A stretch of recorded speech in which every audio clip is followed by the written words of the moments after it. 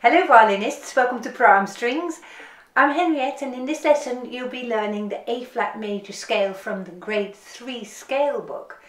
This is a play-along lesson, so I'll take you through step by step right from scratch. So if you've never done this before, come and join me because this is for you. And then I'm hoping that by the end of the lesson you will know this scale off by heart and you can play it as well as you will be playing it in your grade exam. So let's go ahead and get started. And what we're going to do is first we're going to have a look at the scale in our scale book. Now when you have your grade 3 scale book, you will see that there are two sets of the same scales in that book. One set of scales is called even notes, and we're going to discard this bit, we're not going to play that. The other set is called long tonic, and that's where we are. So it's really two different ways of playing, and I think it is better for your development on the violin that you learn to play with a long tonic. So in my book that is on page 4, and you may notice that there are 4 flats in this scale, and I'm going to call them out for you one by one from left to right. There is a B flat, an E flat, an A flat and a D flat. And that means that in this scale you're going to play a lot of notes lower than you would normally do, and that means also that you can't play an open D string or an open A string, and that is something to bear in mind. And you might even grab a pencil and write in your book a 4th finger on the D, because that is now a D flat, and a 4th finger also on the A, because that is now an A flat. Now in a moment we're going to play this scale together, and we're going to think about having our first fingers pulled back, because the first finger on the G string is now an A flat, the first finger on the D string is now an E flat. If we pull our first fingers back, there will be a gap between fingers 1 and 2, so bear that in mind.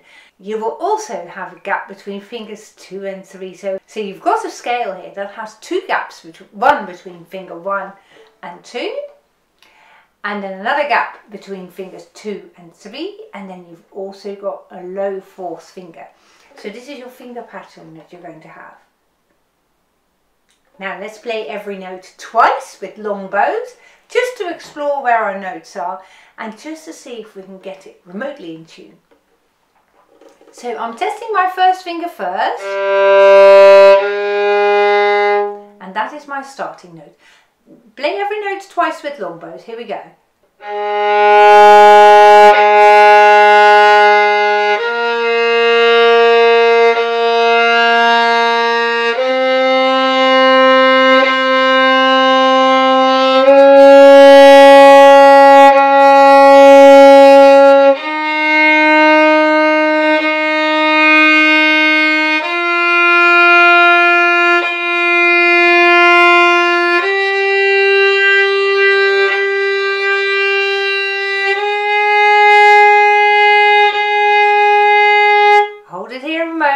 And I'll show you my finger pattern. So this is exactly how I've just played my fingers, you see. So a gap between fingers 1 and 2, and a gap between fingers 2 and 3, and then my 4th finger right by the side of the 3rd finger. Let's play the top note again, and then we'll go down and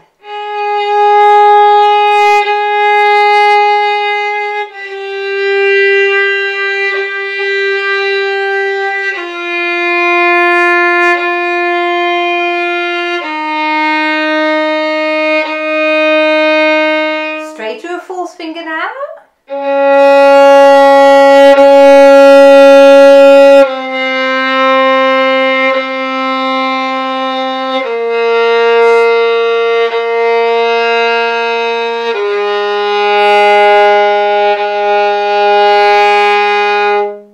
Awesome. And that might be feeling a little bit strange now, won't it? Now you may have learned in the past that we can check 3rd fingers with open strings to test their tuning, and in this scale we can only really test the 3rd finger on the D string with the open G string, just to check that we're in tune. So let's do the exact same thing as what we've done a moment ago, but then hold it on the 3rd finger and just check it with the open G string. Are you ready? And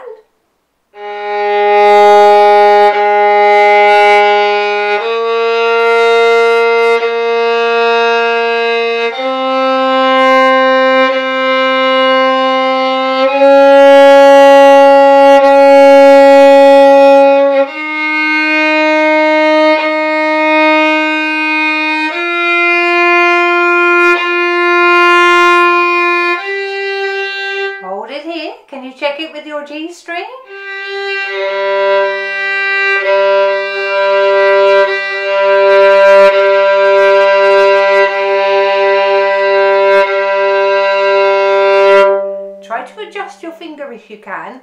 And then I want to go a step further and think, if you adjust your finger, are you adjusting it and making your finger slightly higher, sharper?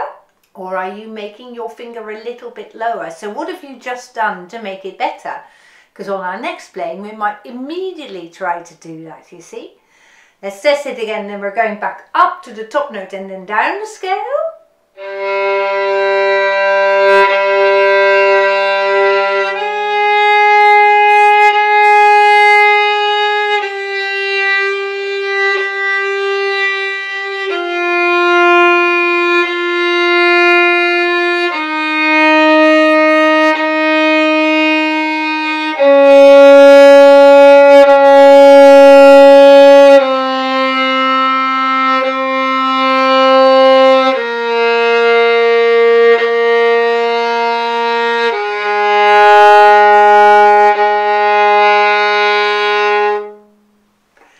So just think back for a moment. Did you raise your third finger or did you lower it to make it in tune? Or was it perhaps already spot on, in which case you don't need to change anything? But on our next playing, we're just going to see if we can hit that third finger in the correct place straight away. Same way, same scale, and...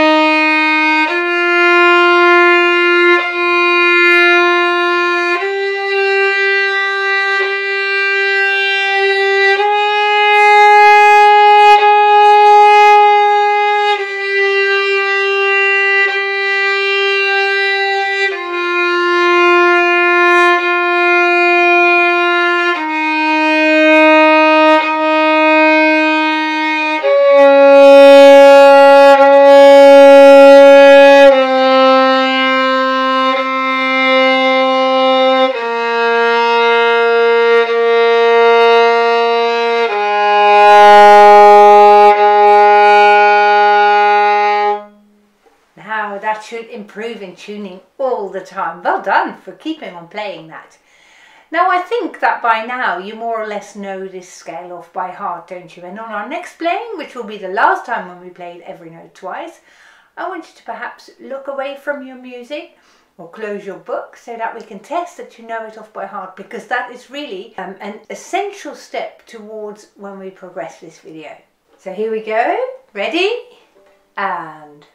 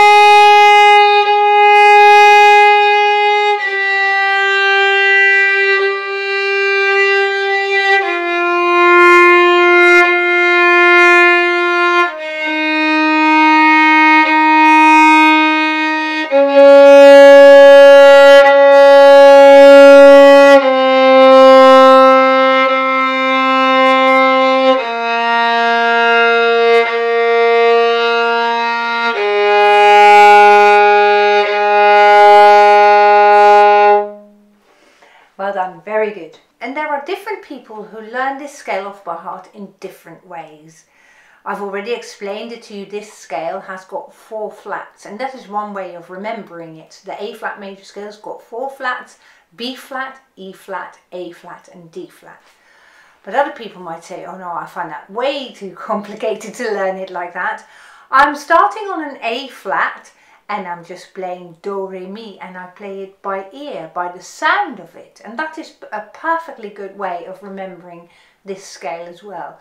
It's just that you want to try and work out what works for you at this stage, you see, and different people have got different methods, but not one is better than the other. They're all valid ways. So once you've got this in your head and you can play it reasonably in tune, now is the time to progress. And we're going to play it exactly like it's printed. We're going to go at this pace, 1, 2 and 3 and 4 and we're going to play a long bow on every crotchet or quarter note in this piece, and we're going to play either at the upper half or at the lower half, depending on how it works out on your bow, for the quavers or for the eighth notes. So if I play it like this, with my whole bow, I finish at the point of the bow, stay at the upper half,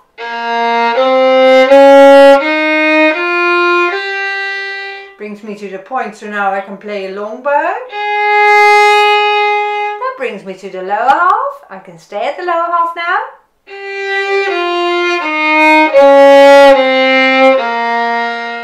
And then I finish the scale with a nice long bow. Will you join me? Here we go.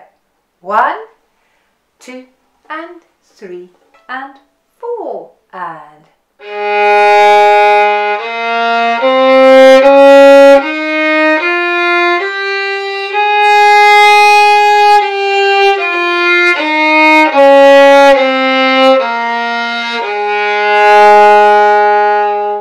Awesome.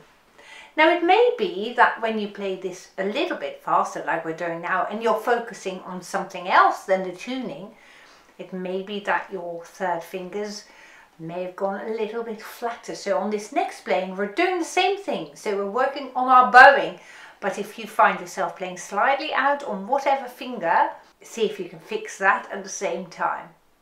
1, 2 and 3 and 4 and...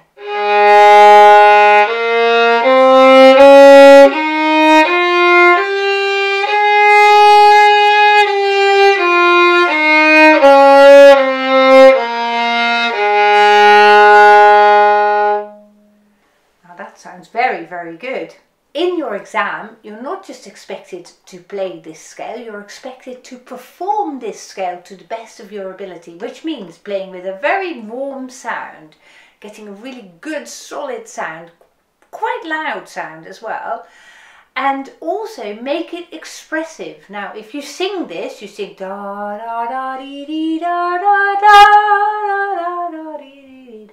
So you feel that you're on the top A flat, you're a little bit louder, and you do that in your playing as well. So you really want to give this line a real good expression, play towards the top note and then stay loud for the rest of your notes. Okay, we're going to keep the same pace for now so that you can really work on driving that music towards the top note. 1, 2 and 3 and 4 and...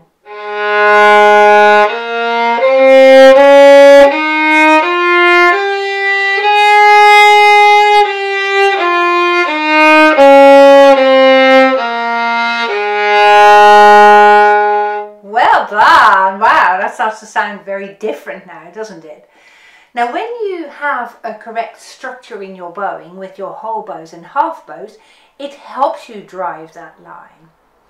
Now something else that you want to think about is the quality of each individual sound, because that also helps float your music towards a top note and then stay the same. If the quality of every single individual note is the same as every other note. So listen out and try to judge if all the notes are equally loud, are equally smooth, are equally part of that line, or is there one or maybe more than one note that just drops below that line of quality that you had.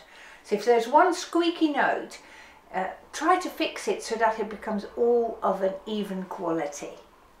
Here we go. 1, 2 and 3 and 4 and...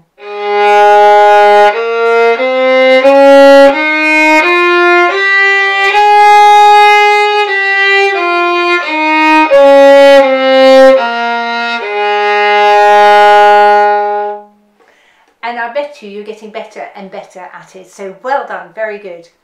Now what we need to look at now is how you play the slurred version of this scale. And if you look in your scale book over at the top, you can see this big bracket and you see the bowing pattern for the separate bows and for the slurs. So let's have a look at the slurred version now, where you play a whole bow for your first note, and then 2 by 2 you slur all the quavers or eighth notes, then a whole bow again for your crotchet or quarter note, and then 2 by 2 again. So let's see if we can do that.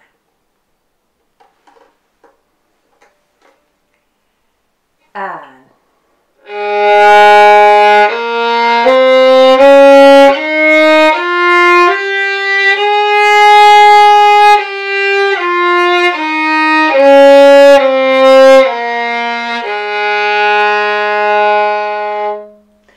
you've noticed that when I come down this scale, when I slur it, we've got this. We've got a string crossing here. And you need to really look after that string crossing. So good job you know this off by heart now, because maybe your eyes can focus on here so that you can see that string crossing going very, very smoothly there. Can we start at the top this time? Play it with me. Go ahead. And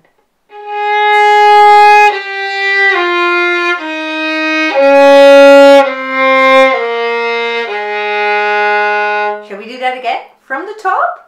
And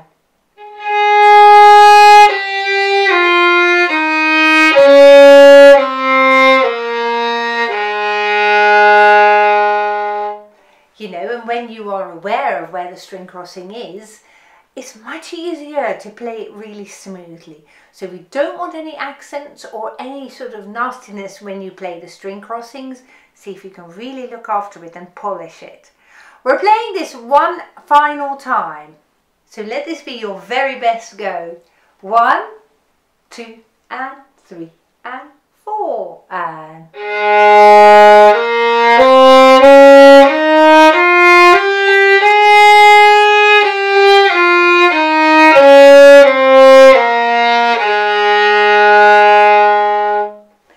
awesome, really well done. Thank you very much for following this whole video, and you've made such good progress.